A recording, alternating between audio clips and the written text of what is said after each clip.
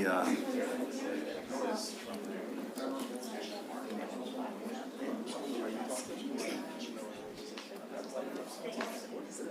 ladies and gentlemen, could I have your attention? I'd like to call this budget work session to order. If we could all rise for the Pledge of Allegiance. I pledge allegiance to the flag of the United States of America and to the republic for which it stands, one nation, under God, indivisible, with liberty and justice for all. Thank you very much.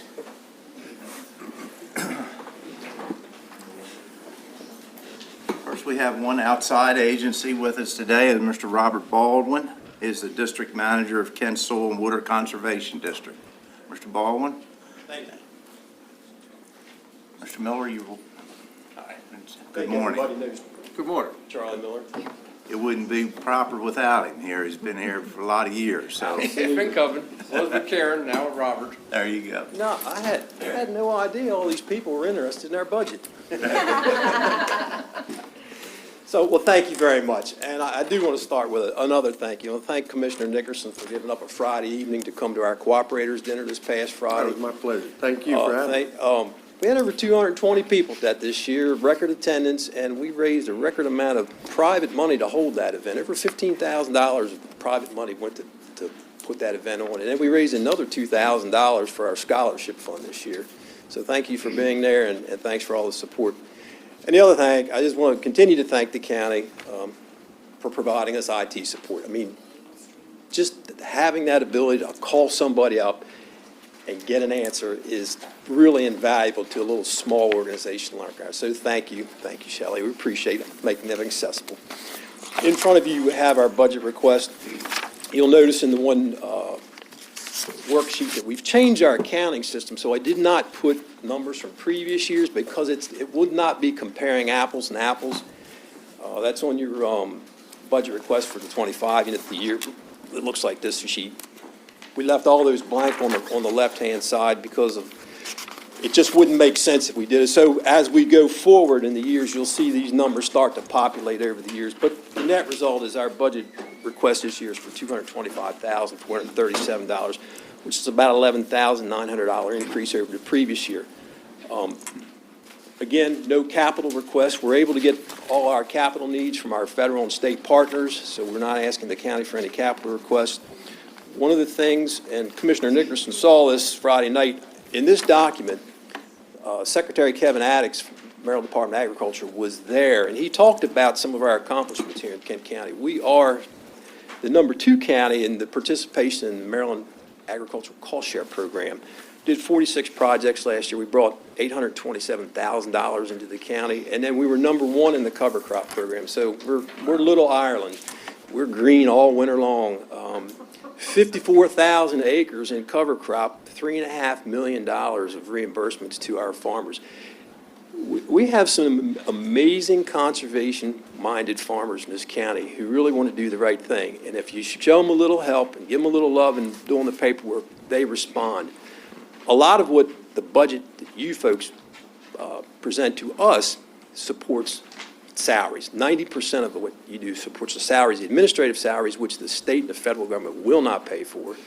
But yet we need to process these claims and these forms that the folks bring in to participate in these programs.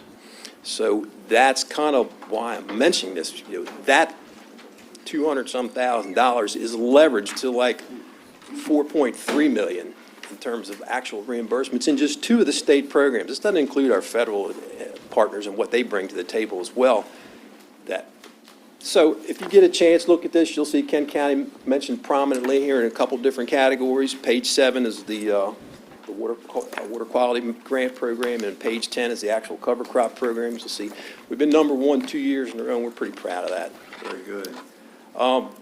Real quickly, want to talk about something. It's something new for us. We've developed a long-range strategic plan. This took about a year to do between the Board of Supervisors, the staff, some input from the public on, not necessarily where we've been for the past 86 years, but where we're going and how we're going to increase not only our capacity, but some of the outreach that we do and some of the things that we're required to do by both state grant money and federal grant money, particularly when it comes to total maximum daily load for Chesapeake Bay. As we know, 25 is bearing down on us. I'm happy to report that the preliminary numbers show that Kent County, for the agriculture sector, will meet those numbers. And we're pretty happy with that, and I think you can all hold your heads high that you were a part of that in funding that support to make this happen. But there's some other things in this long-range plan that are new to us. You know, some of it's familiar, goals and achievements. We've got this thing broken down into 4 themes: agriculture, developing lands, outreach, collaboration, and the physical operation of our district. 3 to 4 goals in each theme, 3 to 4 objectives in each goal. And you can look at this if you want later. I won't bore you with all the details. But a couple of things I want to mention is, and I mentioned private money about the event we had the other night. We really want to explore the opportunity to bring more private money to the table for conservation, particularly some of these large granting foundations and these other organizations that grant large amounts of money that we can leverage in turn to some of the money that you provide us. To be that, you have to be a 501c3. They really don't want to grant to a government agency necessarily, particularly if you're another government agency.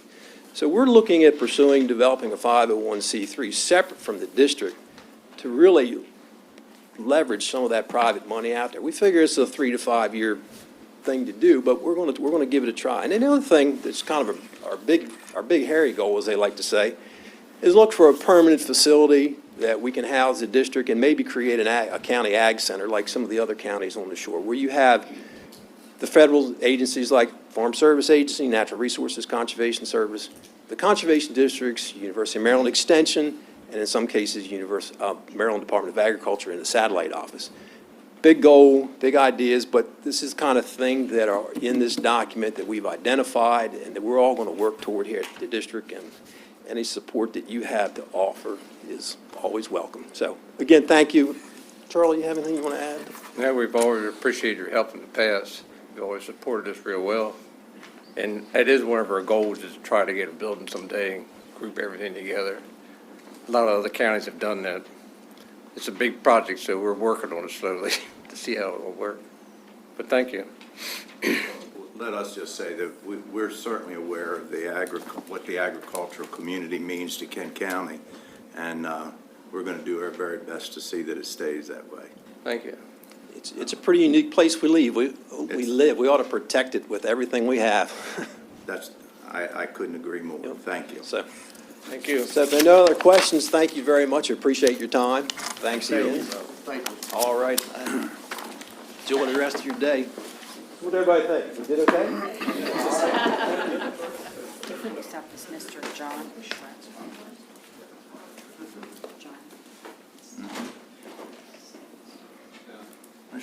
John Schreiber was? Come forward. How are you today? Very well, sir. Surprise Good. guest. Yes, Yeah. thanks, Ron's guest. I'll take that. It's good to see you anyhow.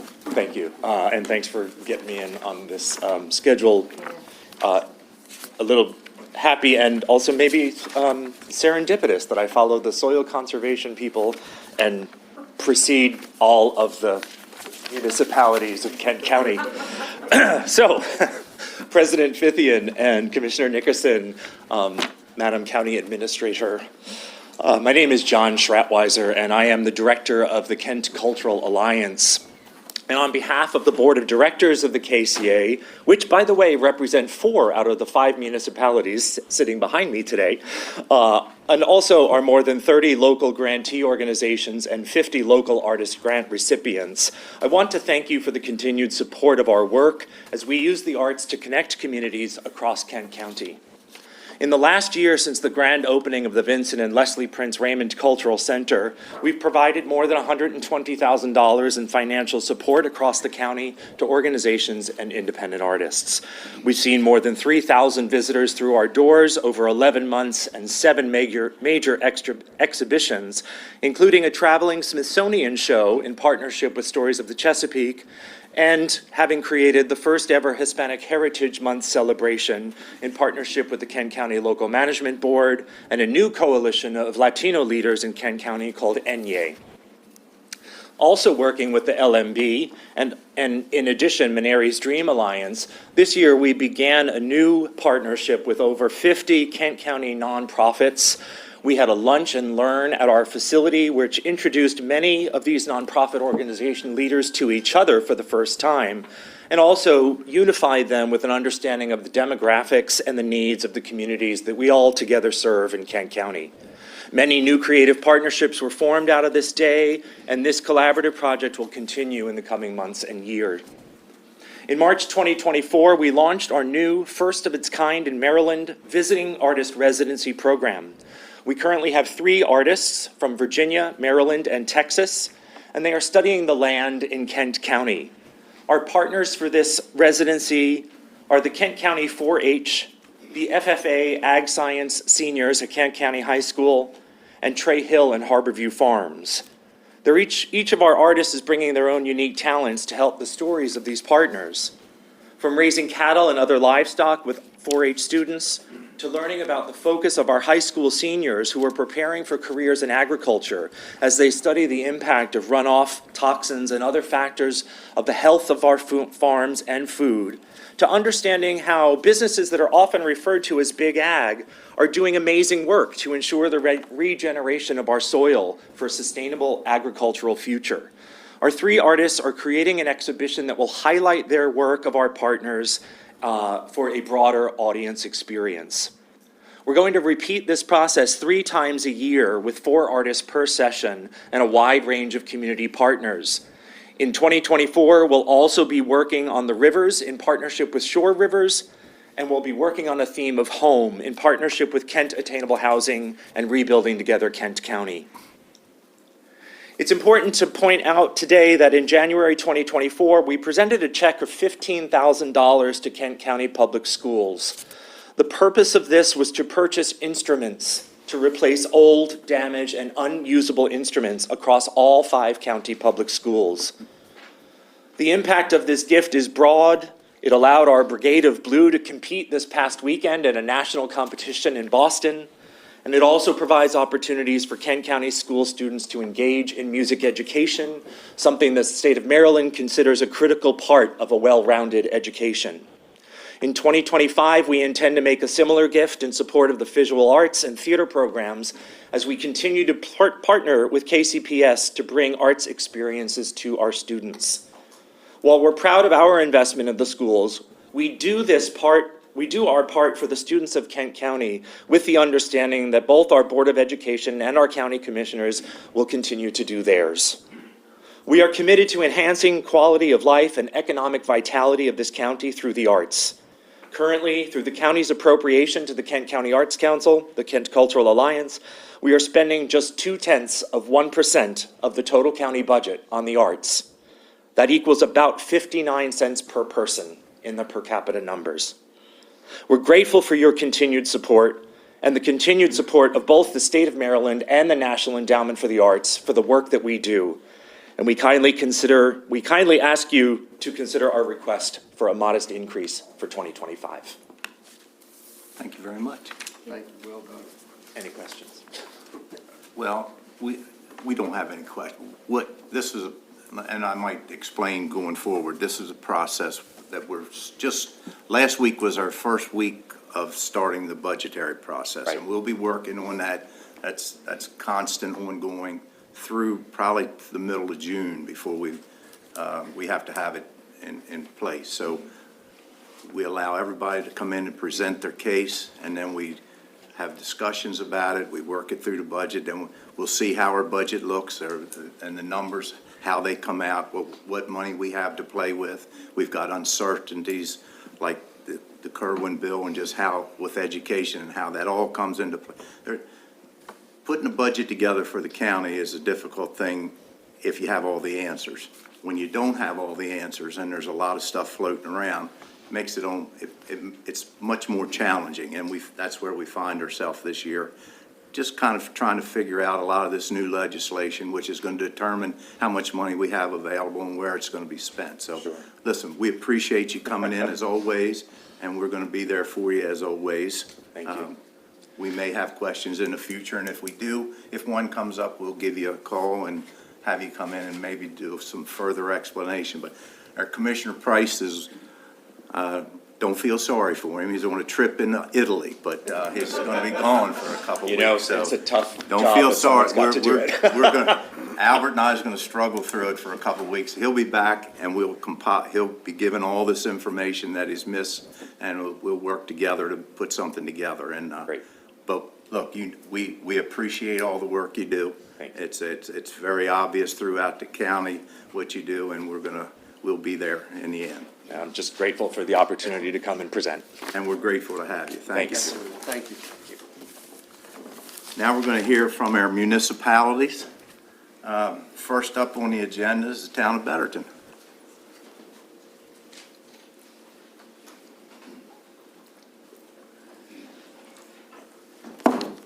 And for the audience, everybody, welcome, but could you introduce yourself? Good afternoon. My name is Harry Marcy, councilman for Betterton. Donnie can't be here today. He's got an emergency with one of his cats. So he asked me to step in for him and just make a couple comments. Sure, thank you. Just little things. Thank you all for your help for Betterton. I know you give us a lot of good support, so thank you very much for that. Please remember the Betterton Beach this summer to fund the lifeguards and the staff to oversee it. Thank you very much for that. Sorry to interrupt, but you and I spoke A moment. a moment ago, and we talked about if we were ever wondering about whether lifeguards were needed at Betterton Beach. Last year was a good example. Yes. That we were all of us were extremely glad that we had them. So you can Yes. bet I believe it was we're their, going to have them this year. I believe it was the first day of the lifeguards being on duty, and they saved a life for like a 6-year-old, I believe it was. That's true. Wow. Now, the one problem we have run into, we didn't run into it last year, but it's hard, it's getting harder to find qualified lifeguards all the time, and, but look, if anybody has it, if we have any, you're gonna get Well, one, so. thank you very much, and thank you for your efforts for that. Donnie also asked me to let you know that our water sewer plant, we have hired an outside agency to help us in the interim until the county can do something for us. So we are up and running. It's really expensive, but we're going to do the best we can with it. Our sewer rates are going to go up a bunch because of that. But And I think you and I spoke about that too. Finding qualified That's right. operators for water and sewer plants is a real challenge, more so than it has been in the past. And we're dealing with it as well. And we're going to have to really investigate how we can maybe reach out and bring some people in and walk them through the process to become operators, because these jobs, they don't sound real glamorous, working at a water and waste, but they're extremely important, and we're starting. they're also very interesting when you see how these plants operate. And the Absolutely. biology that you need to know, and the microbiology. I mean, it's just like, wow, yeah, it's And the very, chemistry, it's a very scientific field. yeah, very scientific. Yeah. Anyhow, that's the comments I have for you guys, so thank you very much. Thank you. I'll keep it short. Thank you, sir. Thank you. Town of Chestertown.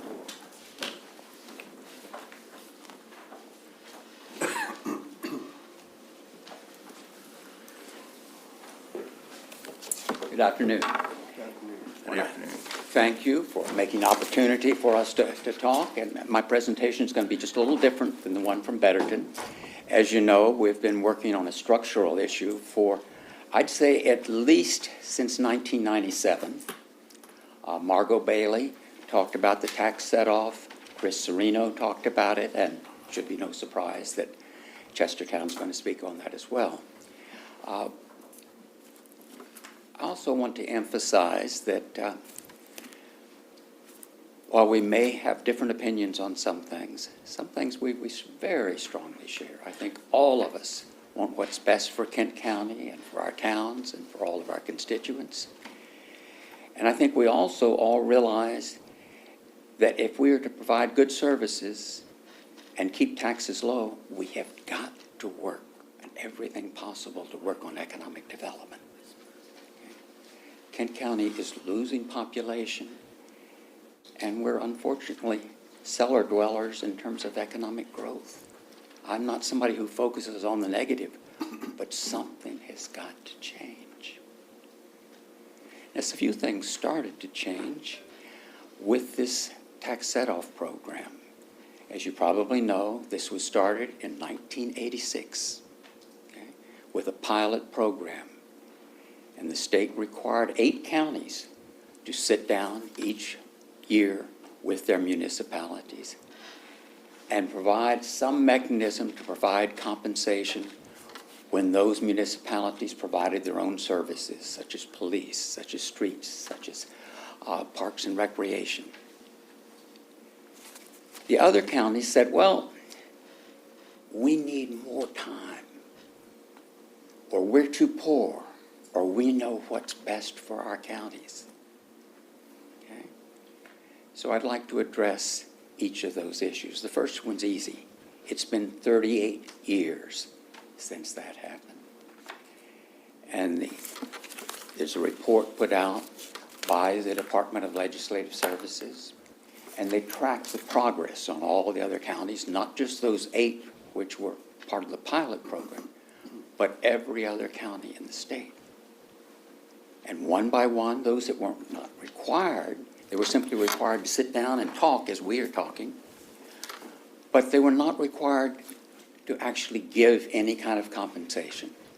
But one by one, almost all of those other counties stepped up to the plate. 80% of the counties now provide some form, either a tax rebate to the town or a tax differential to the citizens of those towns. And when I say 80%, Commissioner Fithian, I'm not including Somerset County, because you have accurately pointed out that the only thing Somerset County gives is it passes money on to their firehouses. That's not a parallel service. That's not what we're talking about. All of, yes? The audience can't hear. Okay, thank you very much. My own self. Well, can you hear me now? Better. Okay, thank you very much for telling me. What left out was Wacomico County, Worcester County with Ocean City, Kent County, and if you want, we can include Somerset, who did not provide that compensation for the parallel services. I may need to stop for water in just a moment, but Kim, could you get me some water, please?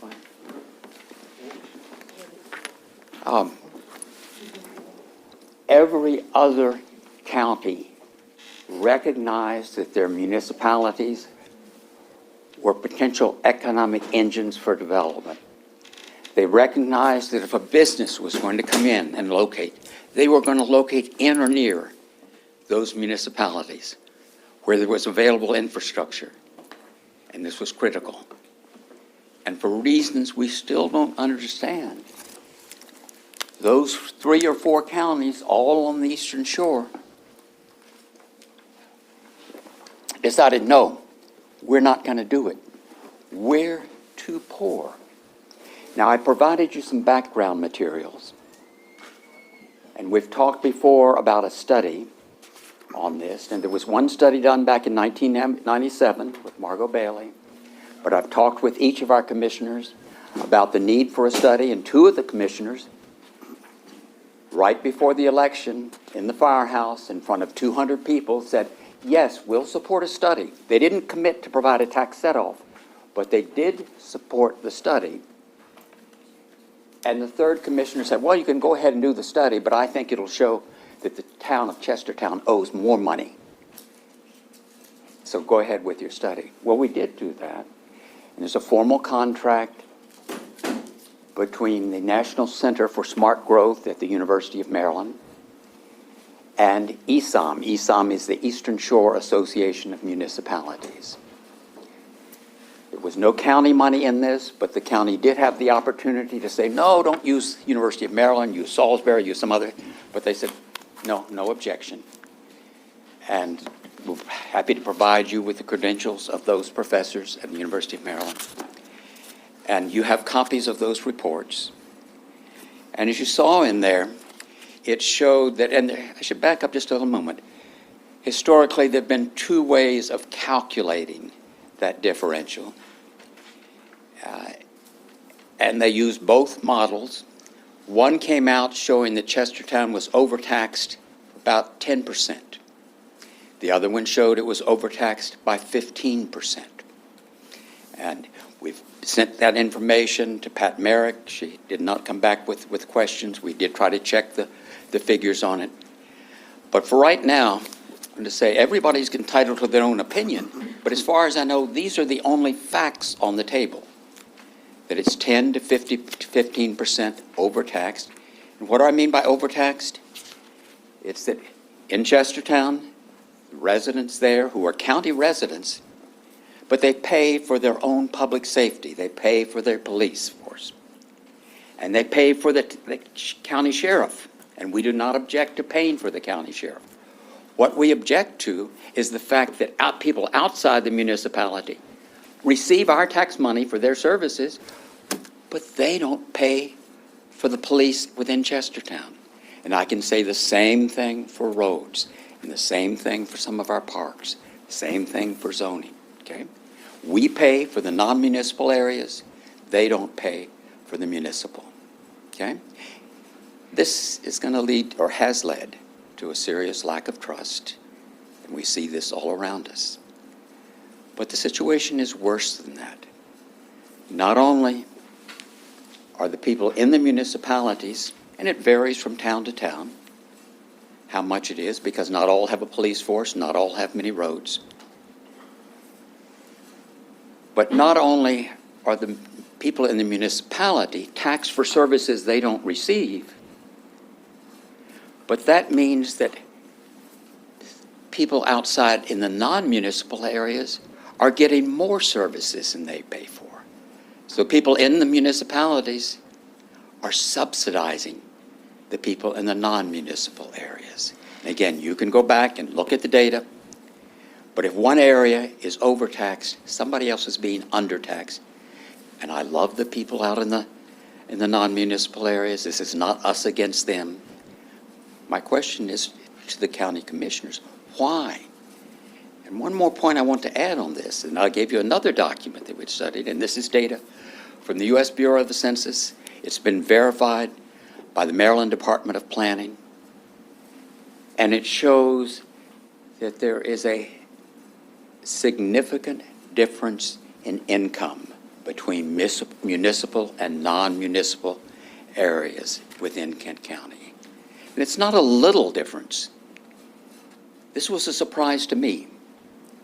It is a huge difference. If you look at the data, and we look at some people say, oh, if you talk about averages, there'll be a few outliers here and they'll change the average. We focused on what's called the median household income. This was the same source of data that the school board used when they asked for special assistance. It's the same data we used. And what we found was that the median household income in the non-municipal areas was 76% higher than in the municipal areas. Guys, this is a reverse Robin Hood. You're overtaxing relatively low-income people to subsidize higher-income people. I don't think you did it intentionally, but I think you didn't look. It's very easy. If you drive from Chestertown to Rock Hall, you don't see wealthy houses, or very few of them. Why is it? It's because people with money are tucked along the Chester River and the Sassafras River and the Bay. But if you really go to the data from the Bureau of the Census, you'll see that the people who are being subsidized by your current system are the higher income people, okay? But it gets worse, okay? 1997, Maryland adopted a program of priority funding areas. Kent County signed on to this. You identified the municipalities as priority for future growth. You also added a few areas such as the 301 corridor, which we supported, and I came and testified in favor of that.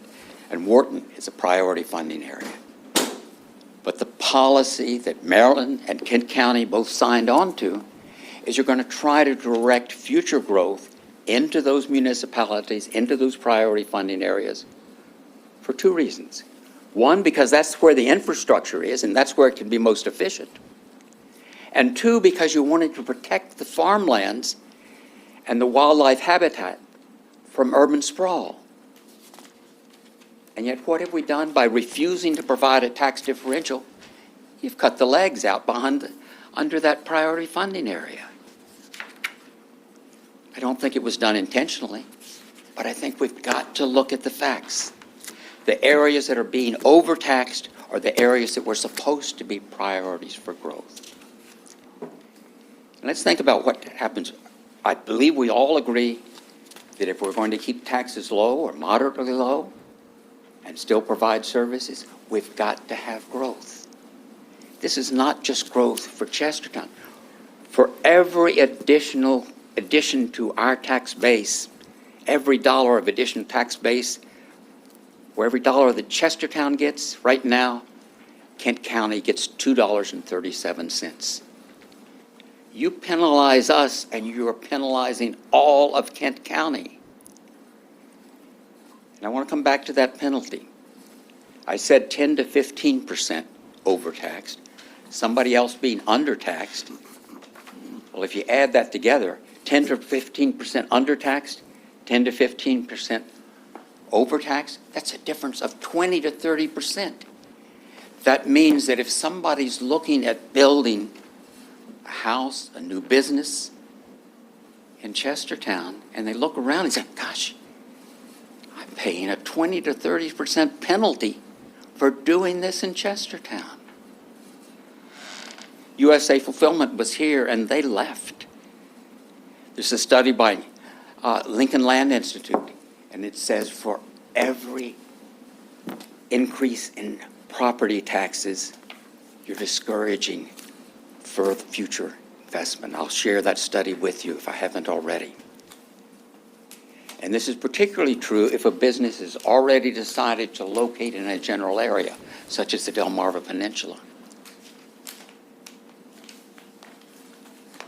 What I'm saying is I want you to do what's best for Kent County. And I believe if you're doing what's best for Kent County, you will also look seriously at the factual study that we presented to you and at the study of the relative income levels. And I think you'll find that that's better for trust, better for equity, better for economic development, better for the farms, and better for the environment. I look forward to continue the discussion with you. One of our council people, Tim O'Brien, will be happy to talk with you about specific projects, but I want to emphasize we will be happy without your giving Chestertown a single dime. Okay? Why? Because like one of the commissioners, I'm trying to speak for the taxpayer instead of the tax collector. I'm saying reduce the taxes for, I'd love it for 10 to 15%, but I recognize that you're in a bind right now. If you could reduce it only by 5% for your constituents who live in Chestertown, that will be a major step forward. And you will still, even at that rate, you will still be getting over $2 in additional income for every dollar of additional income that comes to Chestertown. Sounds like a bargain to me. Thank you. Thank you. Can Mr. O'Brien go through just a list of some of the activities that we, if you elected to provide us money, that would be great. Councilman, Yep. please come forward. Thank you.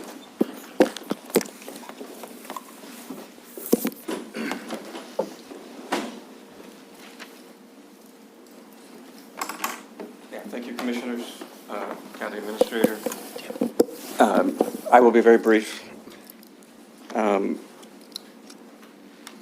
This is also attached in the agenda for the record, but just very quickly, my name is Tim O'Brien, Chestertown Ward 1 council member.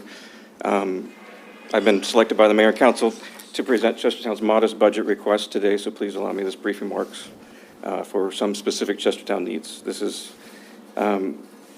quickly, Kent County is still recovering from the COVID pandemic, although COVID itself was slow to reach our rural community. Once it arrived, it altered our way of life. We lost neighbors to the disease, lost businesses with their jobs and economic impacts that still continue today. One thing the pandemic did make clear is that we're all in this together. Kent County and Chestertown are inseparable partners in each other's future success and stability. As we know, as clear as this may seem now, we must acknowledge this partnership has for some time not functioned as effectively as our county and town residents might reasonably expect it should have. So now that we're exiting this COVID crisis, this is a fresh opportunity. There's been a paradigm shift on our side, and it's presenting a fresh opportunity to leave some things in the past and take steps forward that will allow us to grow stronger together and provide noticeable advances in the quality of life for all Kent County citizens. The current government of Chestertown looks forward to working with the commissioners in this endeavor. This is also a critical time for town-county collaboration, as there are historic levels of infrastructure funds available.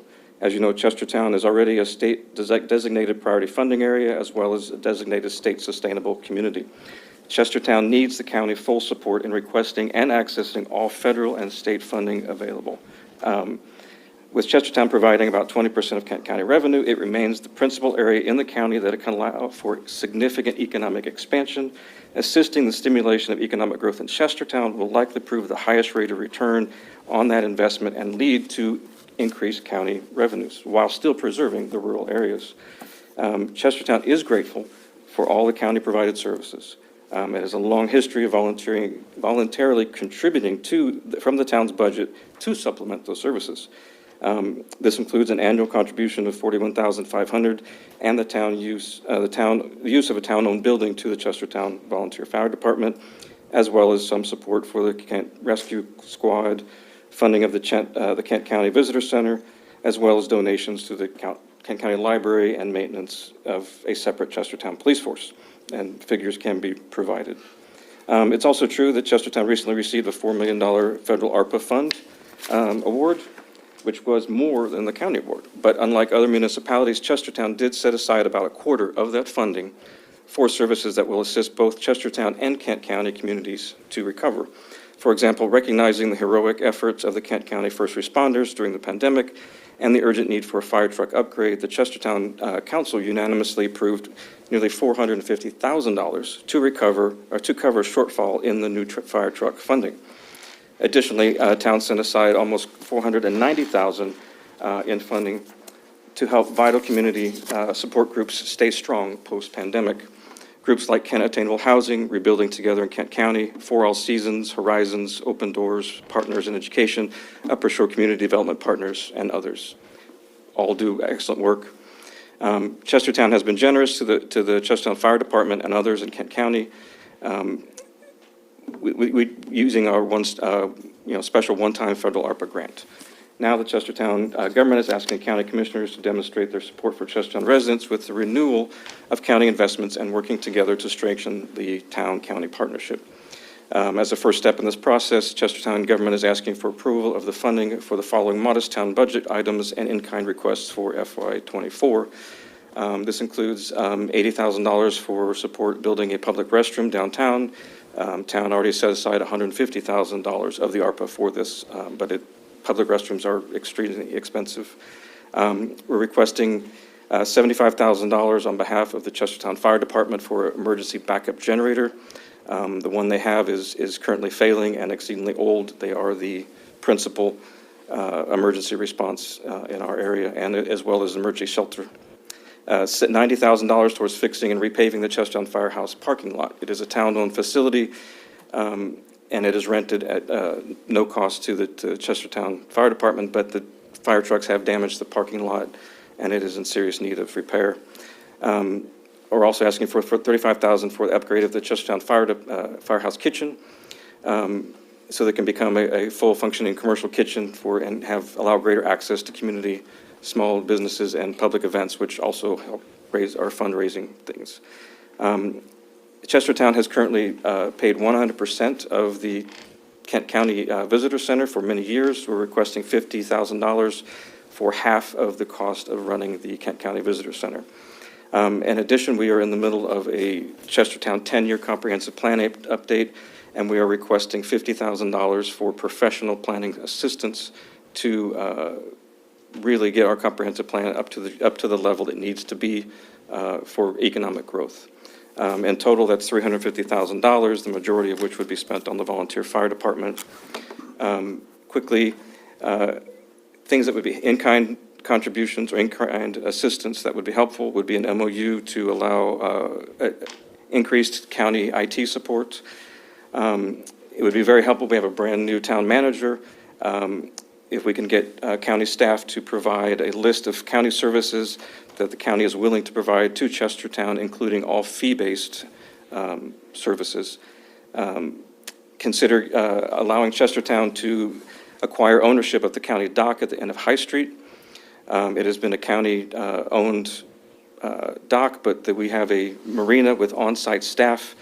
We have extensive plans to upgrade the riverfront and having ownership or essentially some sort of agreement that allows us to acquire that and maintain it from the county.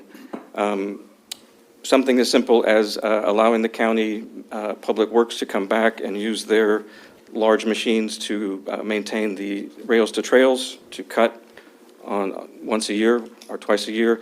Our equipment is very small, and in effect, it's not very good at doing that. It's something the county used to do but stopped doing. It just saves us a little bit of money and time, and we don't have the equipment as good as the county. As well as just, we have to mention there's a homeless and temporary housing need. We request that you work with your county services to increase and respond to that higher level of need in the homeless and temporary housing needs. We request that you fully consider the Chestertown Library Branch request to restore the historic African-American Yellow Meeting House. This is important for our community as a public meeting space as well as historical value. We would request, and we have had wonderful assistance from your staff, but we request additional support in engaging and encouraging the Kent Plaza owners to reverse the decline in decades-long high vacancy rates that continue to blight the town and underperform in sales tax revenue. And additionally, to allow staff to work with Chestertown in applying for an open green space grant for FY '24 and '25. And essentially, that is a very specific list, and I would really appreciate your full consideration going forward. So, thank you. Have a copy of that list. Which list? This is on, yes. Yes, Okay. absolutely. Thank you for your time. No, thank you. If you have any questions, we will be happy to make myself available at any time to We your may staff. in the future, Thank you, sir. but thank you very much. Thank you. Mayor of Galena. A moment, please. Mr. Fithian, there are a number of citizens here from Chestertown who would like to speak briefly, and we're asking for your indulgence in that to say 2 or 3 minutes max in the interest of what the mayor has said. This room has a number of these people here. Look, let me interrupt. This is a budget work session. We're here to hear requests from the towns, and that's what this is all about. Other meetings, we have public comment at the end of every meeting.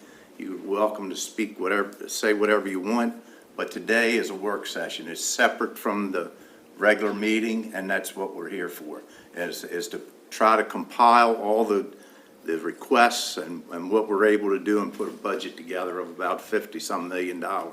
And that's what we're going to continue to do that.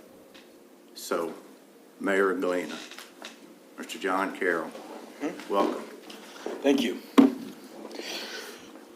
For the record, Mayor John Carroll, Town of Galena. Thank you, Commissioners and County Administrator Heller. Actually, today I have a pleasure. I'm not asking you for anything. I'm actually thanking you guys for last year and what we did with those funds.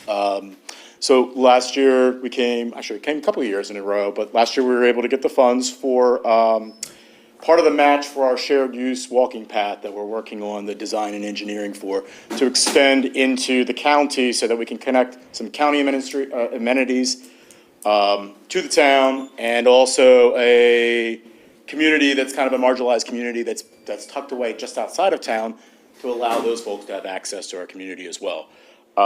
Last Monday night, we had a presentation at our council meeting from Mead and Hunt, our consultant for this project.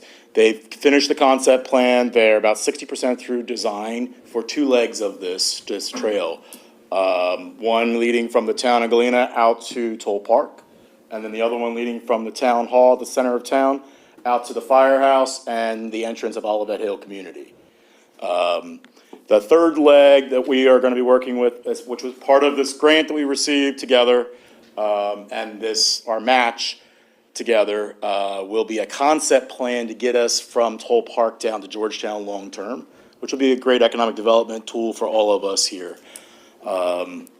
The next steps really will be with this. Actually, the consultant asked that we'd reach out to the county and state highway so we can kind of go through, before engineering goes any further, where we are right now. And I can actually happy to say as well, not a single piece of private property has to be touched in this. There was plenty enough state-owned lands all along through that roadway, and we were strategic in where we placed it too, so we weren't going through the middle of people's front yards.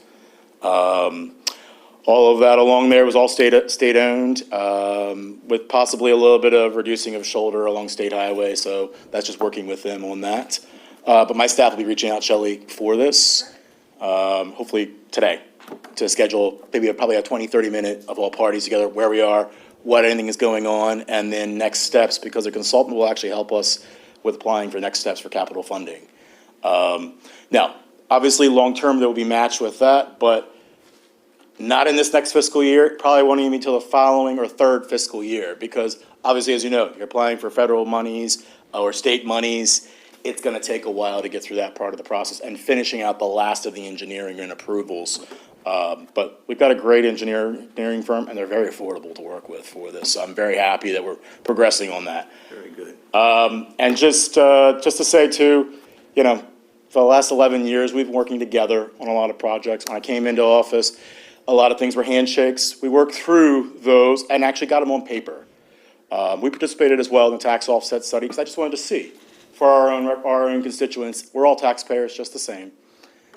And proud to say, ours is actually pretty much within 1,000 up or down each year within our grant and aid that we do receive with the county. So it makes sense what we're doing. Now, we're not a Chestertown. I understand that. We're not anywhere near as big. We're not a county seat.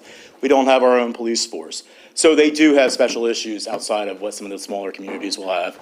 But I think for an example of what we've done is we've worked out good MOUs together so that it's not we provide this and you provide that. We have actual contracts on who provides what services and how those are done. And we pay fairly back and forth for that, so that we're not duplicating services. We're not costing people duplication of funds. So I think that's something that kind of can look towards and work towards with all the communities out there. And in Millington, you're probably very similar. You're small to us. Betterton, you're small as well. So we're kind of all following in that same step. But thank you for everything you guys are doing. And, you know how to get a hold of me. If we have our communication, we'll work through things. And I'll send that back to you. You know how to get a hold of us as well. 100%. Thank you. Thank you. Enjoy working with you.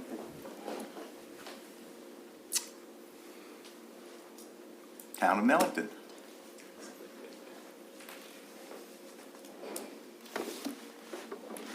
Hi, I'm Joe Manning, the town manager of Millington, and Shelley Holland. Kelly, how are you? I'm good. How are you guys? I think first we should thank you for last week, for the money that was put towards the infrastructure for the senior housing, and that is ongoing, and I hope I don't have to call you to say there's another hiccup, but today's email looked like there might be. Talking about a roller coaster. We hope we're still flying. Yeah, We yeah. don't want to go back. Yeah, there. I'm not sure. Today's email made me nervous, but that's okay. We'll leave that in Millington. So what I wanted to talk to you about as far as helping Millington, because of the whole 301 corridor build out that everybody knows and the way it connects to Millington, the one piece of property that was always concerned was Maloney's. And I am in conversations with them. They are going to come in town. I've already met with a developer who's already talking to them. So we're not going to have that little piece missing. But the problem is stormwater. We have a tax ditch that we will come back to you in the future to ask you to dissolve it, which I know you've talked to our attorney, who, bless his soul, isn't here anymore. Because that tax ditch drains to a blue line, no-name stream, which then drains to the Upper Chester River. All properties, probably 75% of Millington drains to that waterway, including the school, which we just found out that all the runoff from the school roof goes in the sewer system. We have to fix that before the new sewer plant is fixed, so we have that issue going on. But then property as far out as the east side of Mr. Richardson's property that connects to Maloney's drains to this ditch. Then there's a berm, and then everything goes the other way.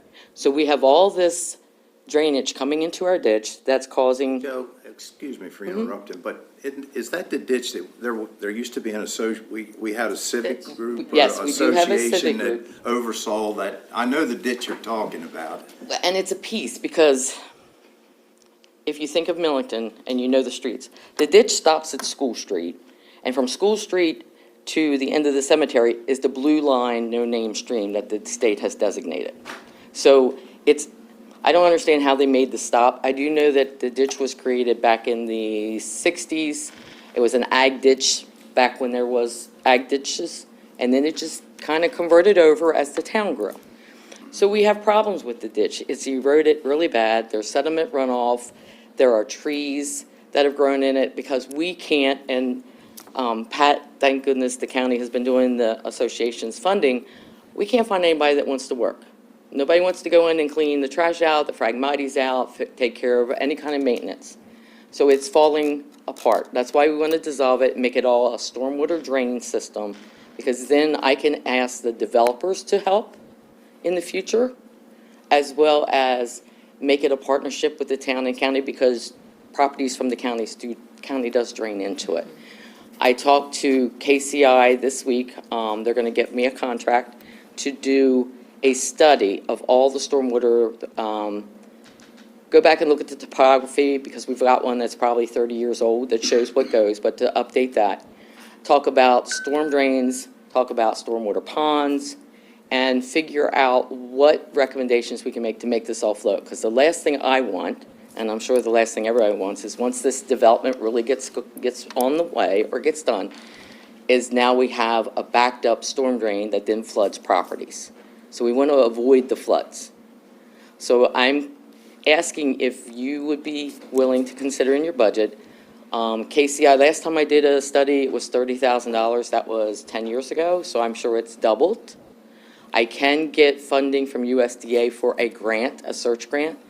That used to be $30,000. I'm not sure if they've raised the price. So I'm thinking a minimum of 30 with the grant, then the town and the county hopefully can partner for the difference.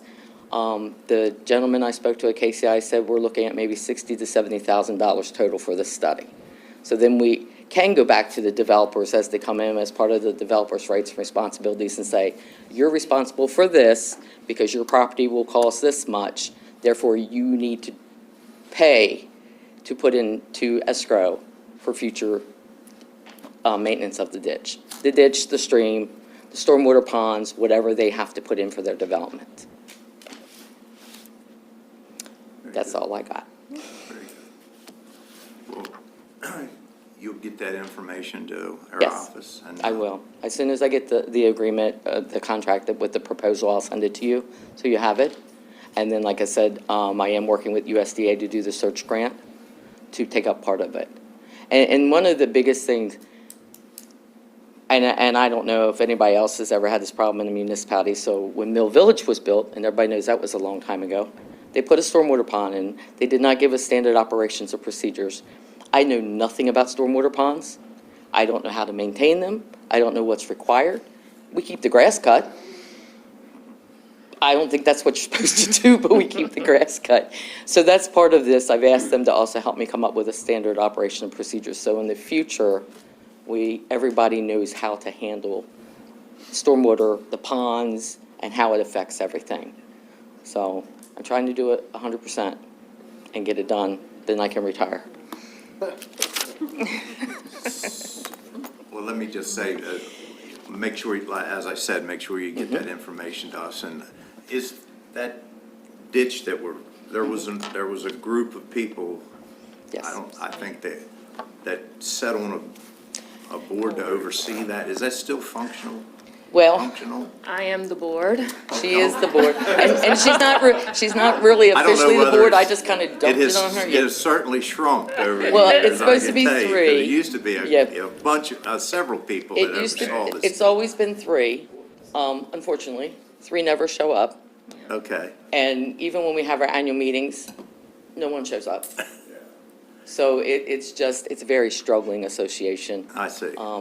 The taxes are minimum because probably 50% of the property is owned by the town that doesn't pay taxes, so that cuts into the income that comes in, but doesn't cut into the expense. So it's just, it worked years ago, it just isn't feasible anymore. I hear you. Well, let me just, on another subject, and like I said, we'll take a look at that and you can get us that information. Okay. But back to your 52-unit senior housing Roller coaster. project that is now certainly a go. And I want to thank Shelley for, her and I were speaking with Secretary Day from Department of Housing, and Shelley was a big help in working, along with a lot of other people involved in this. It was, as we said, it was quite a roller coaster ride until we finally got confirmation that it's going to be a go. And we were able to contribute and help make it a go, and we're excited about that project. So I want to thank you, Shelley, personally Thank you. for your involvement. I in it. appreciate your help too as well. Thank you. Very much. All right, well, Great, thank you. nice Thank you. to see you both. All right. Thank you.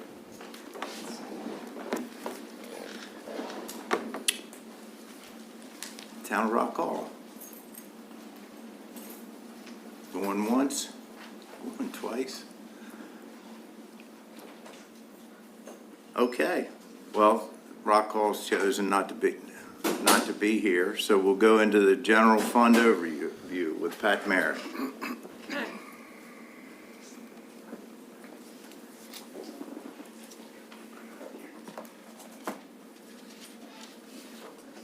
Okay, so, just to briefly catch up from where we were last week. We started with a deficit position of $8.5 million, and we made some adjustments, mostly to capital, mostly in your meeting last week to move some things around. We transferred some POS projects. The majority of it was that we moved out some capital major repairs to the ARPA funds and water wastewater services. That was a little over $200,000. We also decided to move some things into FY '24 that could be purchased. And so we had the windows, the basement evaluations, and the Court Smart system were all approved. So they have come out of the '25 budget and into '24. So that's taken $228,000 out of the FY '25 budget request. So those are the changes from last week. And then just briefly to talk about where we are. Our revenue position is the same. We're at $60,058,000, which is an increase of $1.9 million. So we have $1.9 million in new money to work with.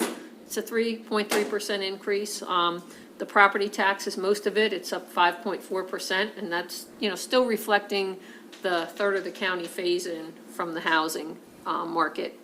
On the expenditure side, our requests for spending are a little under $68.4 million, which is a $7.3 million increase over the FY '24 budget. So we have $1.9 million in new money, and we have new requests of $7.3. So it's going to be a difficult process. But that's our starting point. So I think that today we said that we would start with the capital section. We can either look at the capital or the allocations, if you have a preference. Whichever direction you want to go. Okay, why don't we start with the capital? So you have new We're bond. probably gonna continue this for another hour or so, but, Yeah. Howard's got, we're not gonna be here till 5 o'clock. Whenever you guys are ready to call it a So day, whatever just you raise your think could hand. fit in the next hour, hour and a half, All right, let's well, do that. I think capital's probably usually where we start, so. Sure. And you have, new binders in front of you, and you have a tab for capital, and pull it up here on the screen. It's gonna be small on the screen here, let's see. Okay, so the first pages that you have are the summary. And, it shows the projected FY '24, it shows the FY '25 budget, then '26, '27, '28, and '29. So this is our 5-year capital plan. That top section there, that's total general fund capital expenditures. That's about 3/4 of the way down the page. That's kind of what we're gonna focus on. So, and these are not our capital projects, but our smaller capital. So these are things like vehicles, equipment, so that's a little bit over 2,000,001. And if you look at, the next page has leased vehicles, which we are still waiting on our leased vehicle figures. We have the sheriff's vehicles in here, but that's it. So we are still waiting to incorporate those. So we're gonna have to talk about those at another time. And then the third page is our capital projects. And these are our more of our big ticket items. These are our brick and mortar, and you can see that we have 7 million, a little under $8 million in capital projects there. So I think probably the easiest thing to do is we usually walk through it by department and kind of look at the requests. So the first department that we have is information technology. So that'll be your 4th page in there. And if you remember, Scott talked about a backup and recovery hardware system. It's basically $128,400. There's an information sheet about that system. It mostly had to do with, our retention of, the body camera footage was a big deal, and what they wanted to do to update the system. And then we also have $30,000 in there that we have every year, usually just to go into our computer upgrade that we do every 5 years. So don't know. I guess if there's anything as we move along that you would like to take out or request more information on, let me know. So I guess if there's silence, I guess I'll assume that we want to leave it in for now. Well, it's just kind of reaffirming these things. I mean, I don't know that we're at the point where we're gonna start slashing things yet. We're Okay. just Or kind if of there's anything that you want more trying to get a information. feel for where we're at and Okay. what we've got facing us and And if I can gather any more information on anything in particular. So that's kind of where we are with IT. Our next department on page 7 is roads. And this is one of the departments that has one of the largest requests. The capital expenditure request is $919,000. And you can kind of see it's a standard dump truck. It's the Clark Road Pipe Project are 2 of the bigger ones. The paving projects and our surface treatment. So, I'm not sure if there's any additional information that you'd like on any of those, or,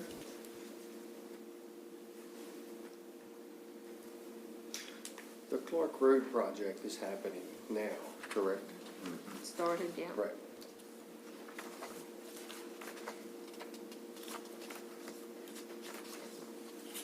it's been going on for a while. A couple of weeks. Dan, you want to give us an update on that? Should I come out? Sure. Please do. Yes, Clark Road has been proceeding for about a month, 3 weeks, maybe 3 to 4 weeks. The pipe replacement has been completed. They are doing the stone at each end of the pipe, and then there's ditch work along the sides of the road, adjacent to the pipe on both sides. They're finishing that up. I expect within the next 2 weeks, the project should be completed, save for completed by the contractor, and then county roads will move in and install new guardrails. Well, you've certainly had plenty enough rain too to see if the grade's set right or not. That's- Yes, actually, in conversation with the contractor yesterday, they've been tracking it since the inception of the project, which I believe was March 18th. There's been just shy of 8 inches of rain. So are you satisfied that it's served the purpose and it has made a difference? Yes, the pipe itself is being installed appropriately. They took very good care to prevent washouts during the storm. And the ditch work became even more apparent during construction as areas they hadn't yet gotten to began to erode away in some of the storms and get dug out further along the side of the road. So the work we're doing will prevent worsening of that, improve the condition and prevent future worsening. So I definitely am satisfied with the product thus far. Good. And there was a flooding issue that sort of spearheaded this project with a gentleman was in here a long time ago when we started talking about it. I think it was I think his property and home at times even got flooded periodically. So I'm just curious how this has prevented that from happening again, I assume. Sure. I know that adjacent to the site, the pipe kind of cuts between two separate residences, one of which is vacant and I believe has been for at least a year. The other side is occupied, and the contractor has been in coordination with them for things like, in 2 days, we're gonna block off your driveway to do work. Can we make sure you get your cars out ahead of time? And that resident has been very accommodating and appreciative of the work. Good. Well, Yes. I'm sure it's all going to make a difference. Yes, sir. While you're here. I can hang out while we talk about this one, yeah. I can hang out up here while we're talking about roads, certainly, yeah. Well, I just, the surface treatment of various roads and stuff, have you looked at most of them? I mean, are there a handful that, I know we first brought up the list of, I think maybe Commissioner Nickerson had pointed out a couple roads that probably could have waited another year or so, but I don't know whether you had any other thoughts about that, or leave it where it is until we decide how we're going to handle that, I guess. Sure. The roads list is developed predominantly based on need, and I can say for FY '24 and the proposed '25 list, there's no significant stretches of roads that are, dead ends not serving any houses. I got you. There are areas that maybe are a very minor road or kind of I think about roads personally in like a green, yellow, red, pretty simple terms. And there are some roads that maybe fall into the yellow category, but if it's in a neighborhood where we're doing 3 roads that fall into the red category, and this one's right next to it, we would include that because it reduces mobilization time, and cost of transporting equipment around, and lets us, if we take care of one neighborhood this year completely, we then wouldn't need to think about it for several years. So there's a couple that are maybe not the most urgent in the county, however, they make good economic sense to do at the time. Probably always, every year there will be some of them you could second guess as to whether it's their time or not, but most of it's being on a list, and Yes. as the list revolves, yeah. And like I said, knocking out large areas at a time, so we wouldn't need to pay attention for several years. We wouldn't need to plan additional work there in several years. Yes, Thank you. thank you.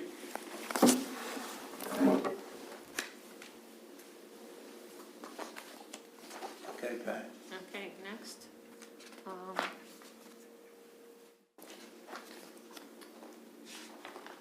On page 19 is the public landings. There really isn't anything in there for FY '25. So if we keep I don't going know on. whether do we have any large, well, while you're talking about public landings, again, Dan, you don't have to get up, sit where you're at. There is fishing tournament on East Neck Island Yes, sir. coming up. Yes, sir. And Bogle's Pier, which was destroyed, the pier, the plankings on the pier, decking on the pier was severely damaged in a storm. Don't, correct me if I'm wrong, but I think I understood out of a previous conversation that that decking would be replaced in time for that fishing tournament. Is that true? That is our intent. I believe the fishing tournament is in July. And we yesterday obtained the final quote we needed to complete the procurement process for repair of that pier. And during the procurement of those quotes, it was emphasized that this project has a deadline in June to make sure that tournament would go, the pier would be ready for that tournament. Yes. Because someone who is involved in that fishing tournament down there, wildlife, the island, asked me about that the other day. Said, we got a fishing tournament and the pier's in terrible shape because of that storm. And I told him, I said, I believe, I might be corrected, but I believe that we were told that it would be taken care of prior to that tournament. That So- is our intent, yes. Okay, so we hope we can make that happen. Yes, sir. Is that the only project? We don't have a large one of those large projects this year for, We do not in public landings. it's hard to keep track of when we have 32 or 33 public landings in the county, and it's, Yeah, I think, Probably the next schedule is Bayside, right? no, No, it's, not. yeah. Bayside would fall into this category, but since it's an enterprise Fine, fund, yeah. it's separate. Get to it. Yeah, I think they have, what is it, Bogle's Public Landing Pier Replacement in 26, That's I what guess you in the was talking 5-year plan. well, that's replacing the whole pier, but what we're talking about is just replacing the decking on it. Yeah. Environmental operations is the next one on page 20. There's $360,000 of capital in here, which is basically a roll-off truck with a hoist system and the Nicholson, out at Nicholson to surface treat.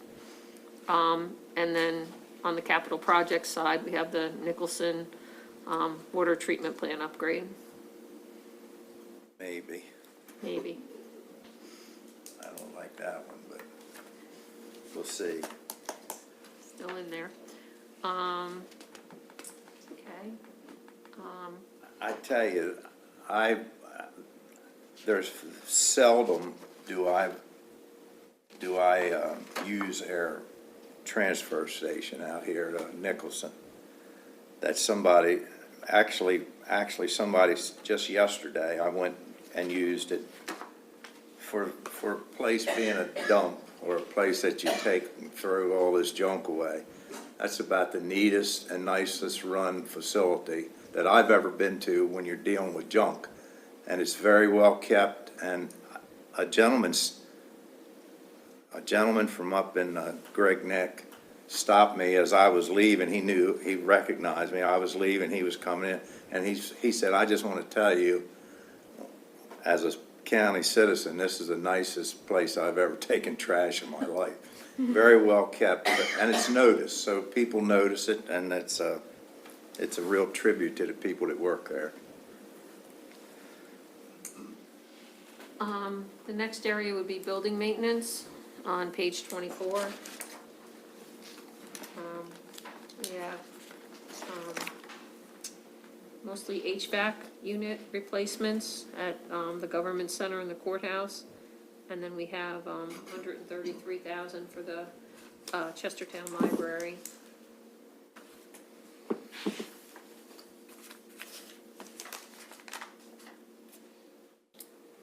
I don't know if there's any additional information you need about any of those projects. Then, I guess down in the capital projects, Is that that's the cost for the Chestertown Library roof, huh? That's for redoing it, $133,000. Right, a new roof.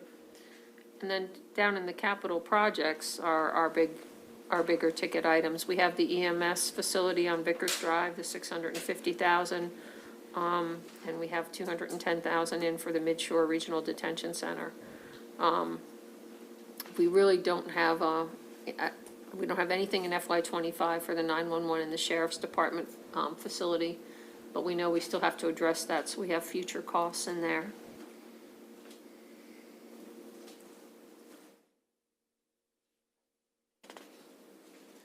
Okay, Okay, moving on. moving on. Okay, oops. Okay, we don't have anything in planning. In the sheriff's office, on page 33.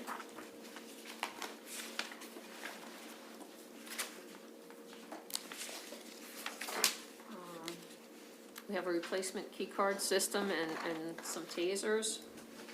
We have the 5 leased vehicles. And that's really the main items there. Now, did they receive they received some vehicles, right? Correct, that Or was they're for the previous. soon to receive them? Right. They're about Is that the ones we're referring to, or these are 5 for the next? For the next year. Because you have to order them like a year, I mean, They're hard to come by. with the Key Bridge out of operation now, and it being a high port for vehicles, it might be longer than that. About that. Okay, All right. For the sheriff, the detention center is on page 37. And they are basically asking for dollars to renovate their main office. They were going to send down a further breakdown of specific pieces of it, what the flooring and, you know, the main rehab items that they wanted to address. But for right now, we just have the overall estimate of 30,000 to do everything that they wanted. And they were directed to work with maintenance, and Dan is here, he could address specific details, but it was requested that Dan kind of treat it the same way as we treated the Lynch building. X, Y, Z, A, B, C are all deficiencies, and what could we do in-house and start attacking them one by one? So I suspect that number will change. Any other comments, Dan? Yes, building maintenance did meet with detention center staff, review the existing conditions, start to itemize the list of improvements, and they are working on developing specific costs right now. So hopefully within the next week, we could have a memo with more detailed breakdown of the scope and associated costs with work to be done by building maintenance staff. very good. Okay, the next one would be on page 41, emergency medical services. There's $20,000 in here for EMS iPads and AEDs.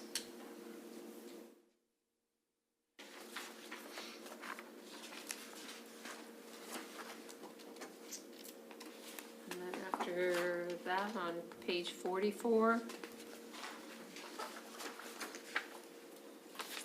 there's 380,000 in here for the radio system upgrade at the 911 backup center. I think we had some conversation about this. This is the one out at Public Works.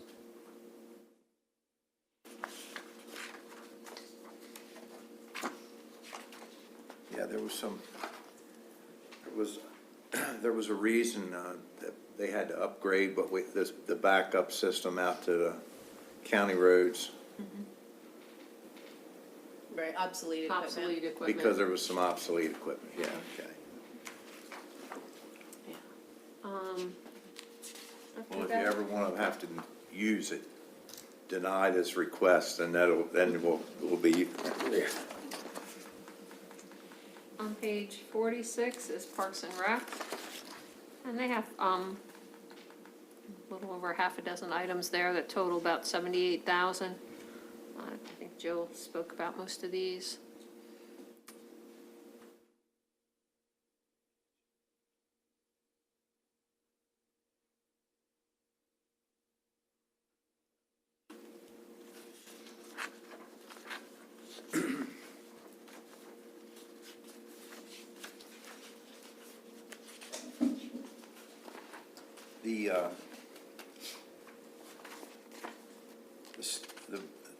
the replacing the main drain in Millington Pool and then the main drain in the community center. Will that be done?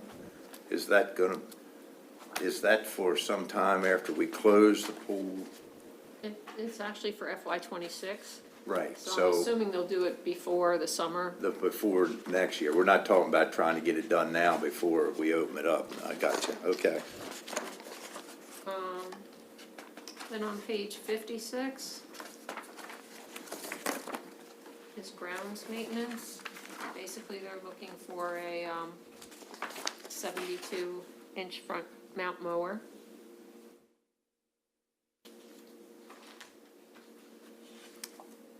And then on page 61 is economic development. Their project is the KRM entrance. This was budgeted for FY '24, and it is, at least at this point in time, being pushed into FY '25. Jamie should have some more information on that in the near future. Have we had some meetings revolving around that?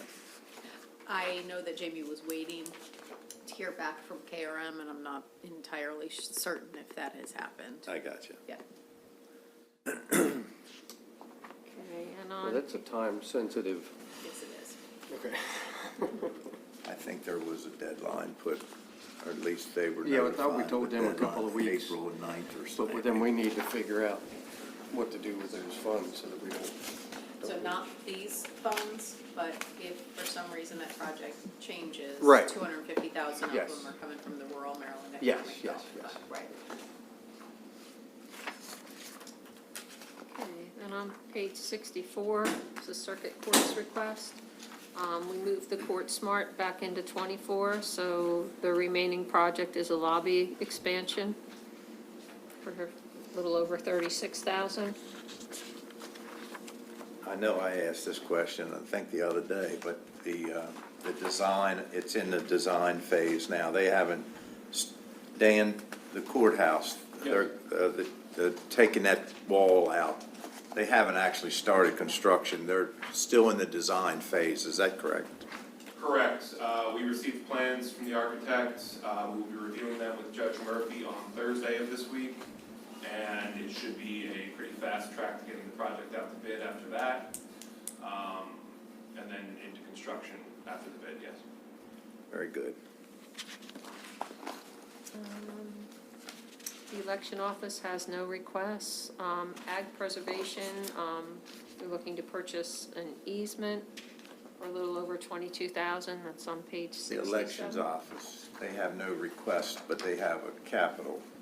They don't have capital, They don't they have have capital. operating. Their request is an operating, and so because it would be office, it would be rent, basically. That's considered operational transfer, moving them into a larger business. Yeah. Because I'll tell you, Albert, John and I, at different times, and I think Shelley, all three did of as us well. have visited that election office. And when they said they were running that room, that wasn't a lie. They're definitely, And Commissioner Price and I visited the potential new space that KRM has. And we were very impressed with the way that they have sectioned up the rooms, the big warehouse, how they can section it up.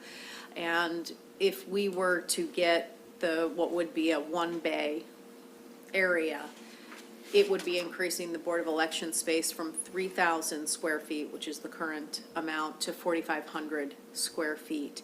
And the beauty of this particular facility is it's designed more like a typical warehouse space in that you could go vertical if necessary. So that was very appealing to both of us as well, Commissioner Price and myself.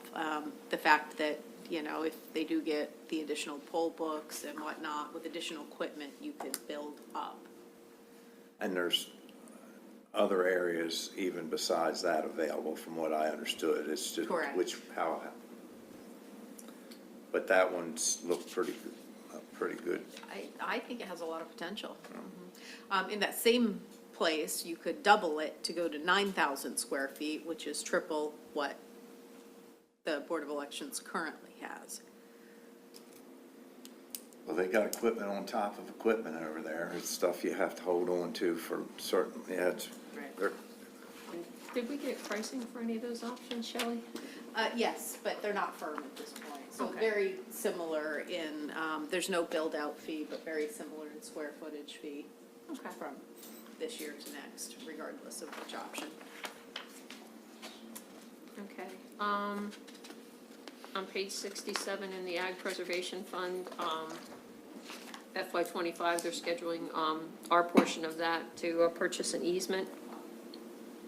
And so every couple of years, we're on track with that. Page 68 is the program open space. These projects are primarily funded by the state. The county usually puts in 10%. So you can see the projects listed there. Our share would be a little under 70,000. of which 10%, that's air That's cost. That's our cost, That's air yes. cost. So that's the 10%. Correct. Yeah, I think the largest project on there is the Wharton Ball Field enhancements. But you can see the other projects listed there. Yeah, that's a great leveraging of state dollars for those projects.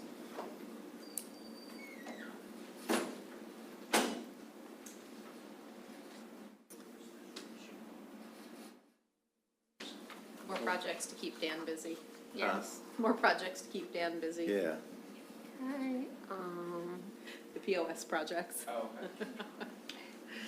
okay, and then I guess on page 78 is the local parks and playground infrastructure grants. And again, these are, it looks a little strange because the page has zeros on it, because these are 100% funded projects.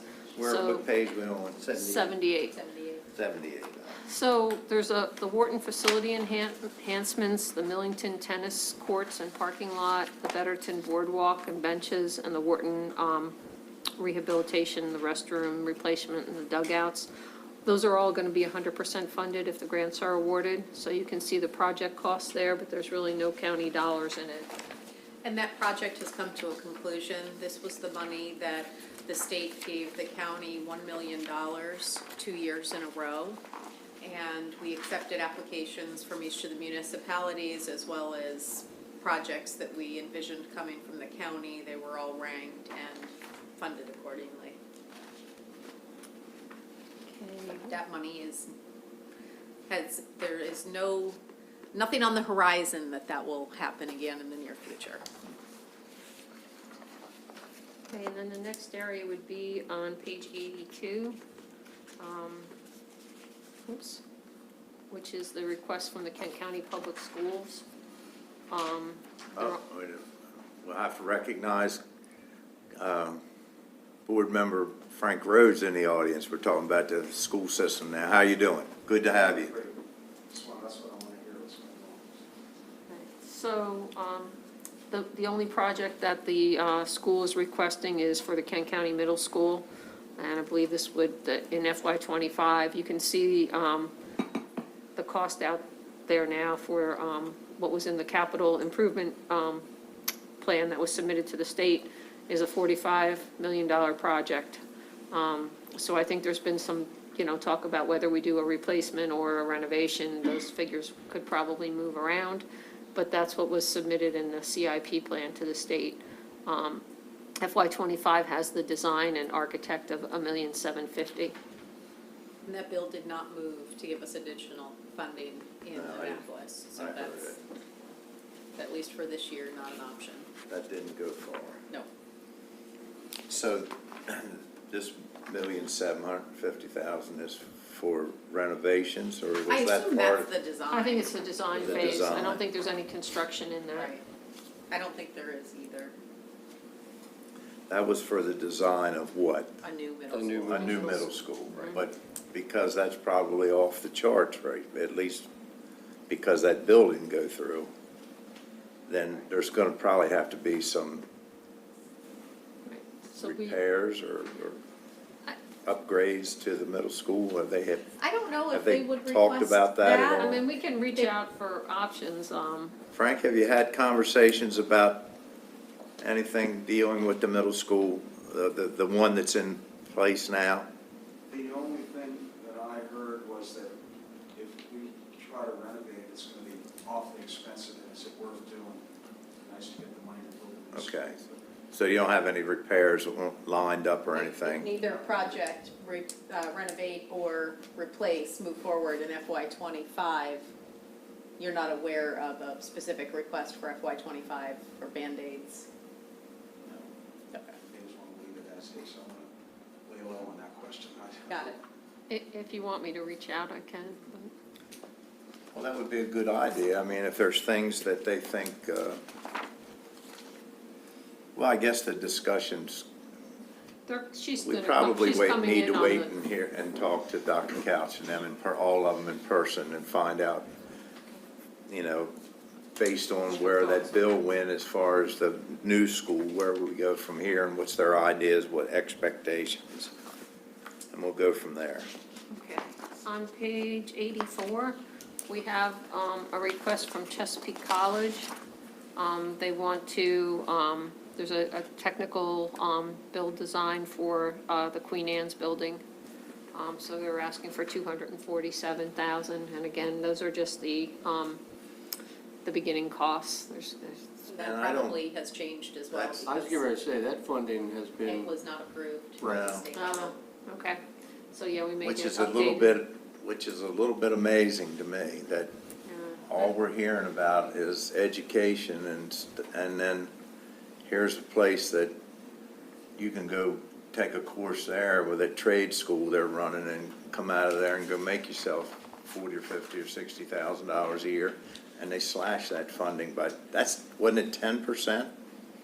Right. but then took this new building off the table. Yeah.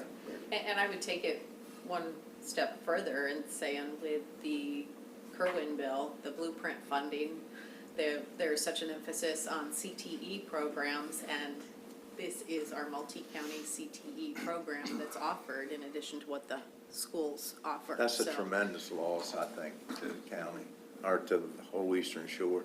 So the last I heard, I believe it was the Senate had not approved anything, but the House was trying to They're trying to approve salvage just a something. small amount, right, Get to it keep it started, alive. just Right. enough money to Yep. at least get the process moving Right. forward. Right. As if to say, we're gonna push the majority of the funding off for a couple years, but here's enough to keep you busy to. Start, whatever. We'll find out more on that. But the I'm problem sure. with that is that. How do you know it's, the end's gonna come? Well, not only that, we don't know, I mean, it could be, 2 years from now, it might look differently Yeah, with what the needs will be in that building. it's the truth. And there, we have the meeting scheduled, when is it? The 18th. The next 18th, Thursday, yeah. 6 PM For at Chesapeake Chesapeake College. College. Let's see, there's nothing in water, wastewater. I think all of that was moved out.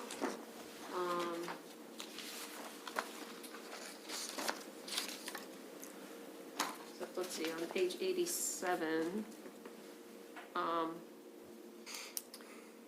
the larger projects, the Wharton Water and Sewer Extension and the Millington wastewater treatment facility, those projects are still in there. And as of today, with the vote to sign the letter to move the Millington project forward, I believe you can eliminate that first one. That one is no longer on the books. The Wharton or the Millington? The Wharton. The Wharton, okay. And instead, that will be replaced for the senior housing infrastructure in Millington.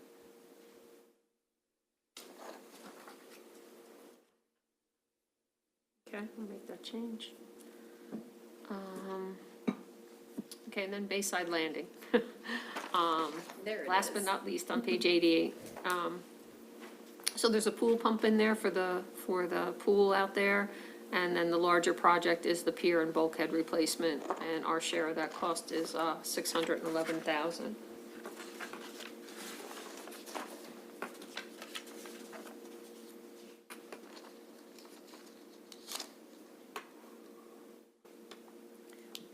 So that's a quick run-through of all the capital. How about here for the next 25 minutes or so, we run down our our allocations from the outside, just the request, and Sure, just yeah. familiarize ourselves with what's being asked. Okay, so you should have a tab for the allocations there. And we have, we'll go through the summary pages, kind of hit the highlights. Because we do have some requests. Okay, and so the summary pages are in order from largest increase to smallest. So, our largest request is, from the Bayside Hoyas. And they have, on page 8 of here, they have some materials in here that explain their program. You know, it's a new program that they're asking us to fund. And they have their organization overview and their mission statement. But basically, some of the highlights are that it's to promote academic excellence, positive development, and civic responsibility among school-age youth and adults in Kent County and Queen Anne's counties. So, I'm not sure, how much money we're going to have for new initiatives this year, but this would certainly, this is one of the requests. My gut instinct here would be to ask what is different between this request and what the current programming is in the LMB. Well, that's a good question. So we're providing some similar services, it sounds like. It could be very different, but just by the overview. And they'll all have a chance, they'll all be coming before us too. Anybody that wants to. Yes. So, I don't think they're scheduled at this point, but we can reach out to them if you want to hear. Probably should. Yeah. Especially because it's a new program. It's one we've not been dealing with. Okay, the next largest increase that we have is from Chesapeake College. They're asking for a 4.5% increase in their overall budget. And our share of that increase is based on our enrollment. So our share of that, if the 4.5% increase stands, would be a little under $640,000, which is a little over $100,000 more than we paid last year. So I think we're going to hear a lot more about that next Thursday. And again, we have the page numbers referenced on the left-hand side if you want to go into the detail in case you have nothing to do one evening. Public library. This would be our third largest request. They're looking for an increase of a little over $84,000 in funding. Their budget is not going up that much. It's going up about $23,000. But in FY24, they funded $65,000 more with their fund balance dollars than they are in FY25. So because they're not putting in their fund balance, that cost shifts to a request from us. What size fund balance does the library carry? 218,000. Excuse me? 218,000 is our fund balance as far as our restricted fund balance. We have no additional, we have $25,000 in unrestricted fund balance. As of the end of '23 with the audit? Yes. Okay. So they have, some utility increases, there's a 3% salary increase. They're getting a small increase from state funding, but they're projecting a decrease in targeted donations. And I believe you come in next week, correct? I do. Okay. I'm here, Yes. for capital. Okay, okay. Our next request from Delmarva Community Services, basically, they're always asking for the same thing, matching funds for grants. So you can see there's 3 grants that they want matching funds for. One of them replaces vehicles. They want matching funds for the one-stop offices, and then the traditional the 2 transportation grants. So they're asking for a little under $59,000 of an increase. And Commissioner Fithian, you had asked for a proposal, which we received a while back, to get 2 wheelchair-accessible vehicles. If the vehicles were brand new, they're estimating that it would cost about $140,000, but if they're used vehicles, it might cost in the range of about $95,000. And what they would say is they would need the vehicles plus approximately $45,000 to run the program for the year. And they would charge $4 per trip, door to door, in and around Chestertown, and $6 per trip to the outlying areas of the county. And that's what I talked to Mr. Pete Landon about. I asked him to reach out because Queen Anne's County does a program just like that. And it's down the side of their vehicles. It's called County Ride. I've used to see him riding around a lot, but I asked Pete if he would take time and reach out to his counterpart and just talk to him about dispatching. And Queen Anne's County took that in-house a number of years ago, so they do not have a DCT. They don't use DCT or any other transit provider, and they do it all in-house. So the difference here would be that MOD, that Mobility on Demand, would be in addition to what DCS or DCT currently provides us. Now, what Jamie said is DCT already does provide transportation with this funding that we currently fund for medical appointments, even some workforce housing, the term is rattling on my tongue, workforce transportation to and from work. You can order them for that. There's a lot of senior center activity that goes on because they're funded by Department of Aging for certain services for the seniors. DSS funds a certain amount to transport for certain functions within the county. So DCS does provide a number of those areas already. So this would be adding 2 additional vehicles. Or a combination of adding a couple vehicles and getting rid of a couple vehicles if we choose to do that. And maybe, and that would have to be discussed with DCS. I suspect that they have already submitted their plan to the state for next year based on this, and we always say it's Route 4, that's the single route that goes through Kent County is this Route 4. And that funds what you're seeing up there for DCS. So for them to revamp that, they would have to build that into one of their. There would have to be some changes for sure, but I guess those 35 passenger buses don't seem to be, anyhow. They're not effective for Kent County. They're not, and we certainly not going to get rid of them until we get something better, but I think there is a way we can have something better, more personal. Look, you put seniors, of which I'm becoming one, and am one, but you don't have to, you really don't have to invent something for an older person to worry about. They worry about everything. The older you get, the more you worry about it. And to put them on a bus like that, and they have to change buses, and am I in the right spot? I've been here an hour. It's not as personal as these small vehicles, picking them up at the door, taking them to the doctor, and bringing them home. Is DCT currently scheduled to present? Have you heard from them, either of you? I don't have them on the books yet. Okay. Because we've been asking for that basically year over year, is let's get away from this fixed Route 4. I don't even know how effective, how many people are using that on a daily basis versus the in and around the county, which is what we really seem to I'd be interested to, when we talked to Pete, whether he found, did Queen Anne's ever belong to this DCT? No. Ever? No. They just started out on their own right away. Now, were they part of the U-Star?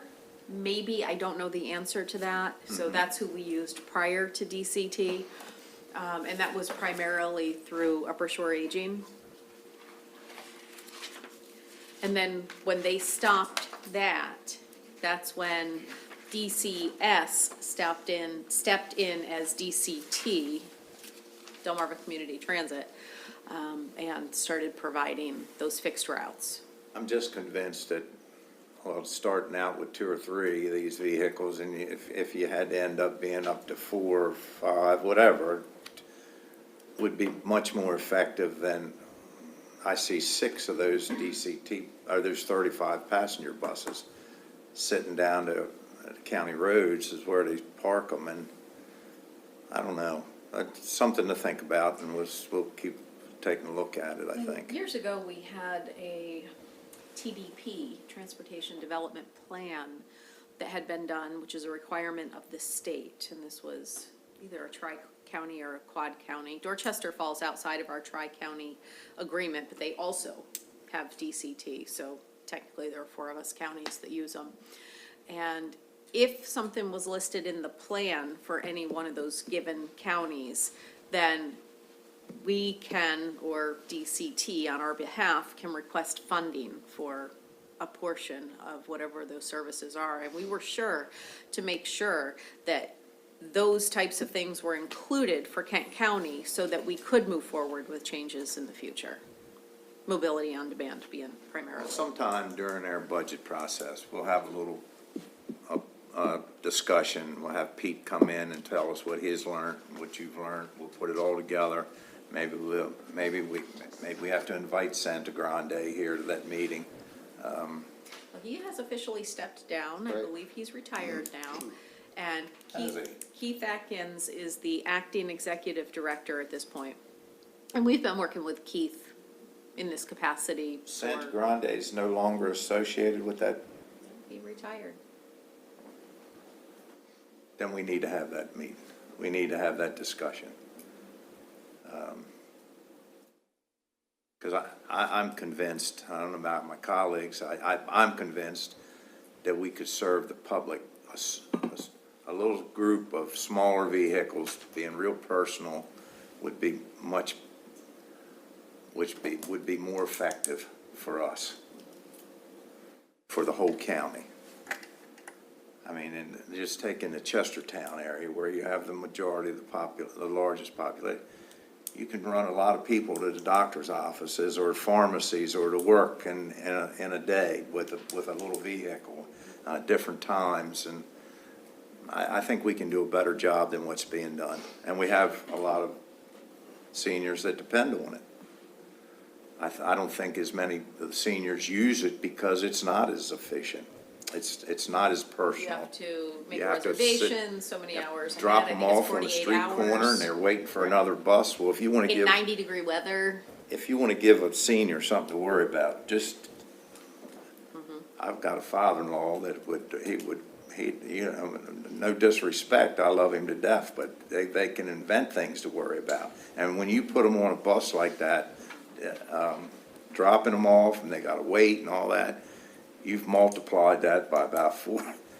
Anyhow, enough The fact said. is, this is not an urban area. We don't have a bus every 10 No, minutes. that's true. It's. So when you have a bus once every hour or 2 or 3, you know, and they're standing there on the side of the road, that's No, not practical. I think we can do a better job, and we'll let it go at that until we have our discuss. But make a note that we have a discussion about that one project, and we'll see where it goes. May not go anywhere, but we'll see. Go ahead, Pat, I'm sorry. No, so the next one down is the volunteer fire companies. This is in our code. This is, you know, straight calculation based on the assessable base, so their allocation will be going up a little over 58,000, so a 5.6% increase. Kent Center, their request this year, they're asking for $98,000 to make their homes more accessible. So they're not asking for operating dollars this year, which is kind of a little bit of a change, but they really want to renovate some of their homes. They said that's their primary need. So where are they getting the money for operating, if not the county? Just other sources? Yeah. Upper Shore Aging has an increase So the of, fire companies will, if it's, it will be approved because it's legislation that drives built it, in. but That's- yeah. it's almost $1.1 million almost. Yeah, Gotcha. there's, that we absolutely have to do. Upper Shore Aging, they're looking for, a little over 31,000. No, I'm sorry, we got seven fire companies. No. Five? I think No, six. Six and Six. the Six ambulance and and the rescue Kent squad, so that makes Right, seven. it's on page 31. I can look it up. So what's 6 into $1,000,001?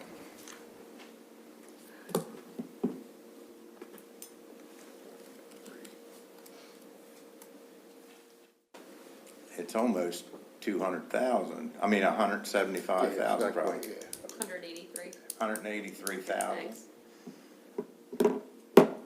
So each fire company will get 180, now that, It's not, it's not the same Exact. for each one, because if you have an ambulance service, you get an additional amount.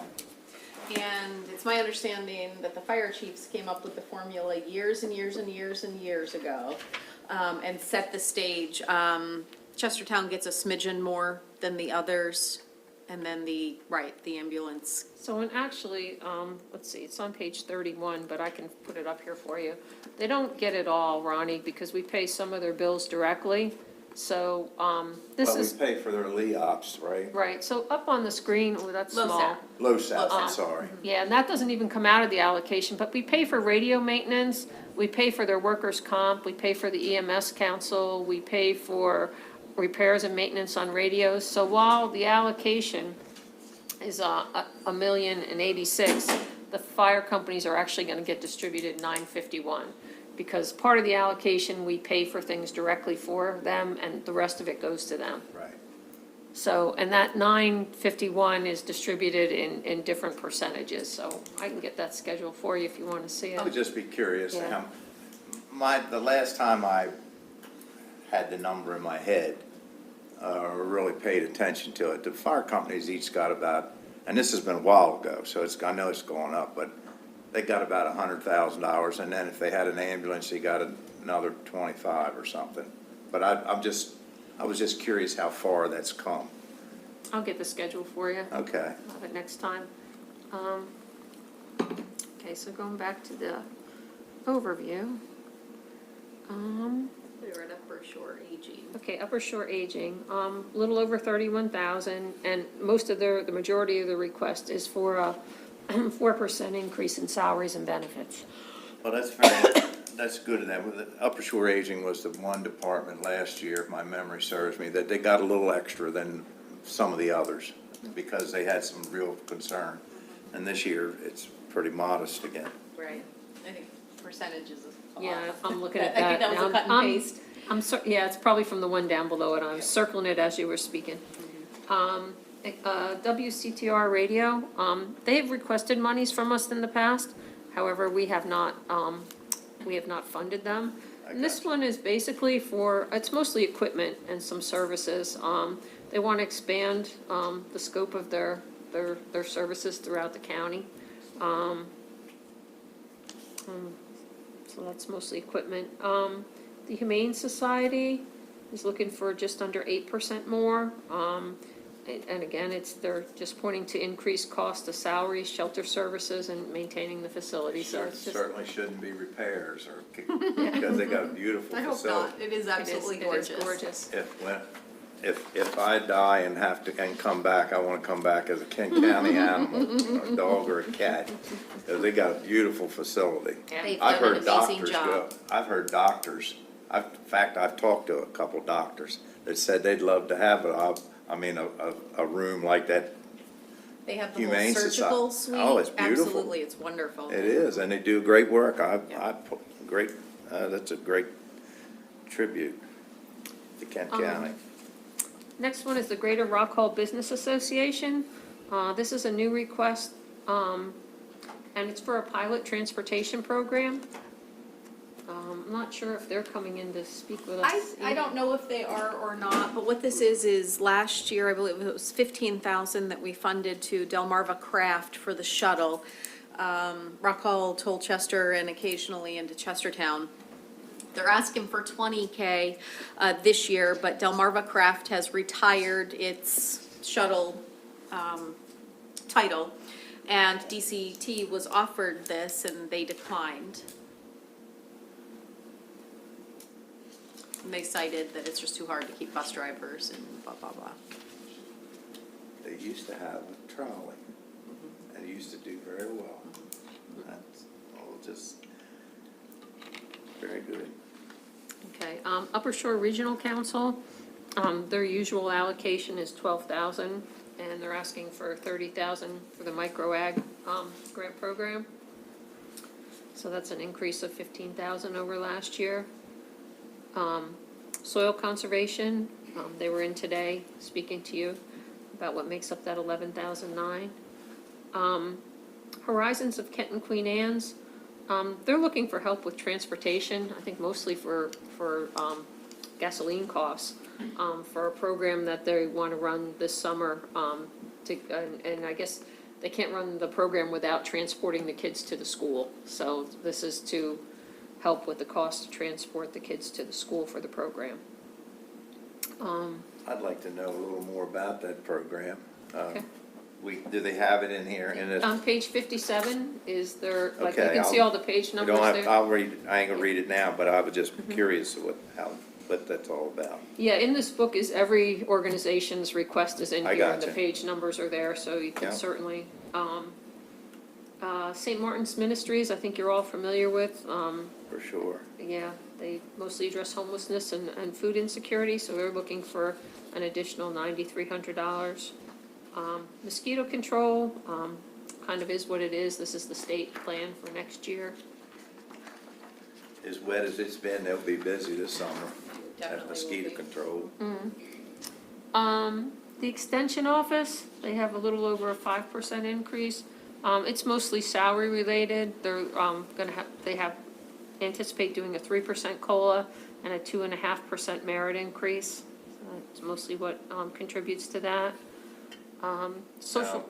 Now, the 4-H goes through the extension office. That's part of that, the 4-H too.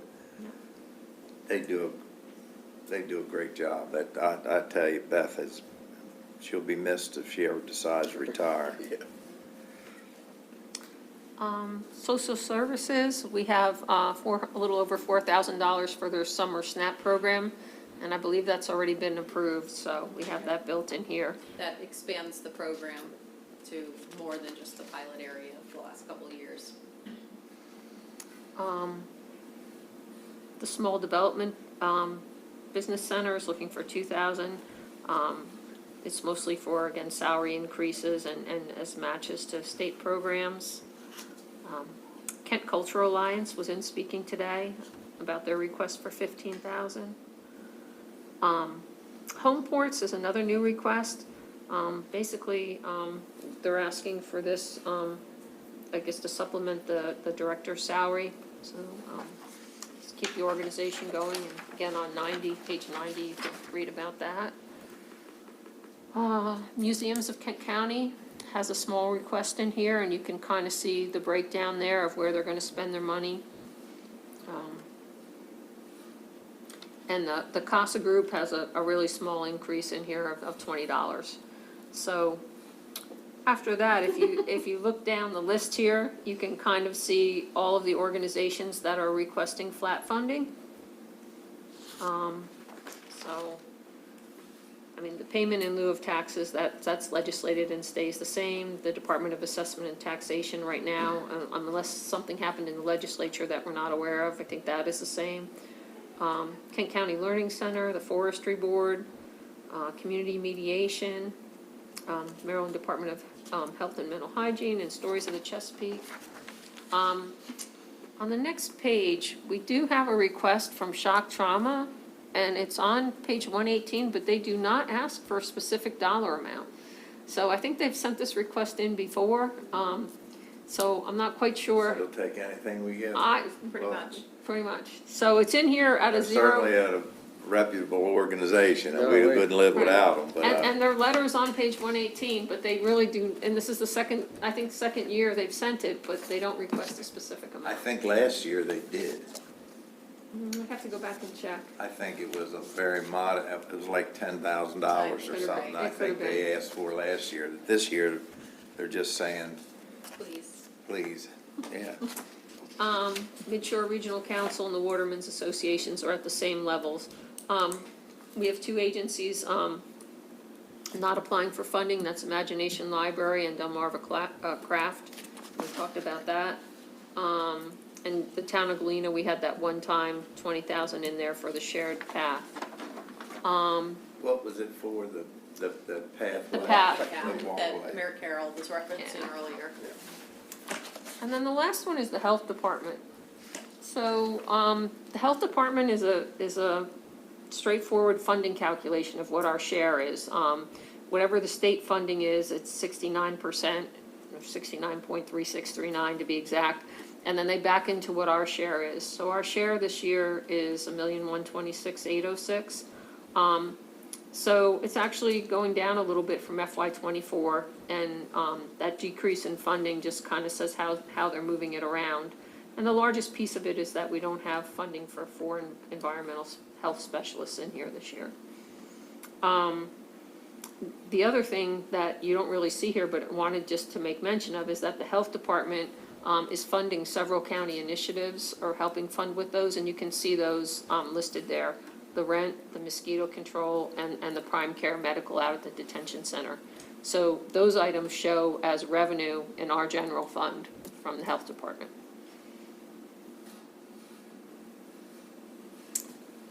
So in total, we're looking at a request of, $537,000 in new dollars from our agencies.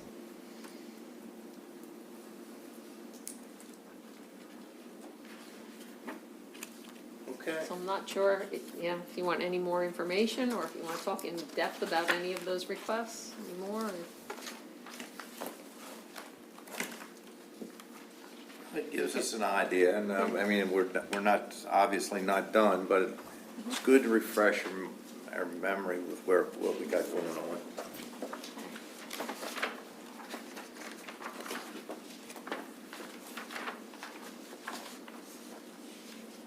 Okay, well, we'll definitely look into those things that you asked for more information on, and have that when we come back. Next week, I guess we've talked about capital and we've talked about allocations. The other two areas really that we're basically left with are salaries and benefits and operating, so.